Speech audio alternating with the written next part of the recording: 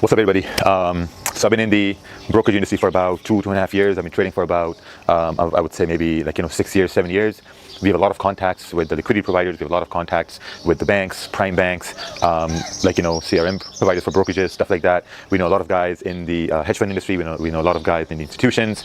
And the title of the story is, well, this video is the end of Forex in 2026. So a lot of people don't necessarily know this, but there are CBDCs rolling out.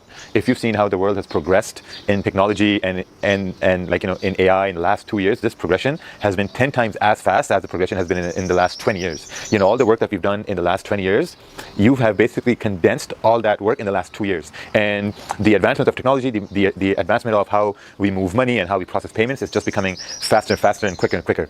So with that said, I'm not sure how everyone's going to take this information, but the signs are there. All the signs are there in front of you, right? And the biggest sign is the rise of the prop firms. Okay, so because here's the thing, whenever there's an end to something, there's always a run, right? There's always a run to the bank. Like whenever banks say, hey, you know what, we're having some issues with liquidity, we're having some issues with withdrawals. Look at the SVB bank. I may get the name wrong, but look at the SVB bank, right? Look at FTX. How did these problems start when people started withdrawing a lot of money, and then that caught attention of the people who were not withdrawing, and they're like, okay, hey, wait a minute, let's just go withdraw money. So when there's a lot of withdrawals started happening, banks said, well, you know what, we don't have enough to give you guys, and boom, khalas, situation ended. Same thing's happening right over here. Whenever there's a business that, well, I'm not going to say a business. So whenever there's let's say for the lack of better terms, whenever there's a business that's supposed to close down, there's always a run on it. So whenever you see all these funded companies starting, like every ad you're going to see on YouTube is going to be some new funding company starting.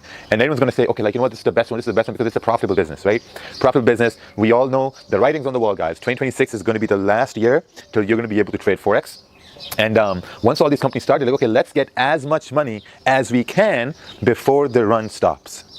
Do you guys understand? And also when you look at the CBDCs, right? Eventually what's going to happen is in the year and a half, in 2023 now, 2024, majority of the currencies around the world are going to be condensed into one or two currencies, right? All this BRICS information and all the major countries, jurisdictions who do trade in the US dollar or yuan or dirhams, rial or whatever that is, all that's going to be condensed into just one or two currencies. And as we move into 2025, we're going to have maybe 2 or 3 major currencies left. Up until 2026, there's probably going to be 1 or 2, right? So if you look at Forex, right, for example, look at Forex, you got pound, yen, you got dollar, you got AUD, New Zealand, you got gold and all that. So that's why you can trade Forex, because you got all these big list of currencies you can trade Forex. But once you have only 1 or 2, what are you going to do? What are you going to trade? Are you going to trade just one pair? That's not how the things work. So this is why 2026 is going to be the last year that trading is going to be around.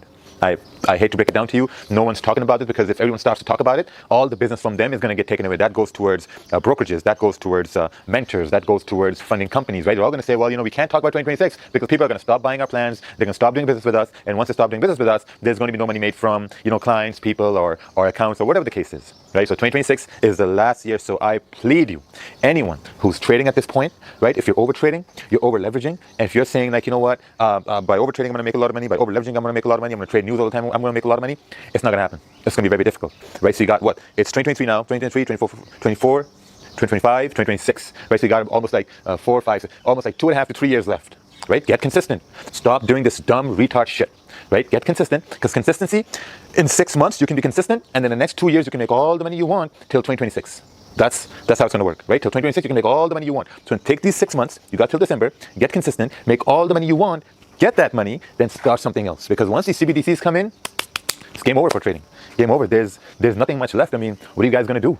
Huh? What are you guys going to do? There's going to be no funding companies. There's going to be no brokerages. Crypto is just going to, I don't know if crypto is going to stay here or not. That's not my level of expertise. I think Torre or someone else can better explain that. But when it comes towards, currencies, trading, you can't, Forex means you're trading multiple currencies. And if you only have 1 or 2 currencies, you can't trade, because they're just trading with each other on a higher level.